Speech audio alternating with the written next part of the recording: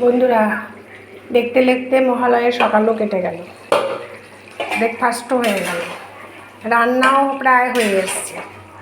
কি বলো তো বন্ধু, সময় কেমন করে আজ মহালয় হয়ে গেল, দেখতে দেখতে দেখো পুজোও শেষ হয়ে গেল। ব্যাস, আমাদের আর কি, রান্না, খাওয়া, পুজো আসবে, তেহার আসবে, রাত হবে, দিন হবে, ব্যাস এই করে করেই বছর চলে যাচ্ছে, দিন চলে যাচ্ছে, রাত চলে যাচ্ছে, এই হচ্ছে, এই তো কিচ্ছু কোনো সময়ের সাথে কেউ নেই, সময় সবার আগে, তাই তো বন্ধু। আর সকাল থেকে বৃষ্টি, এখন একটু গরম গরম তাপ তাপ লাগছে।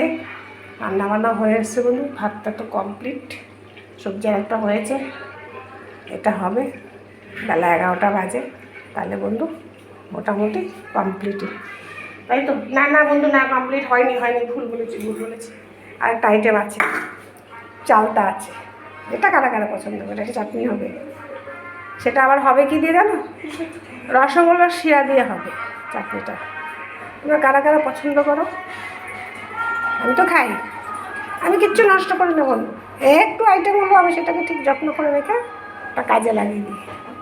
ঠিক আছে বন্ধু, তাহলে রাখছি।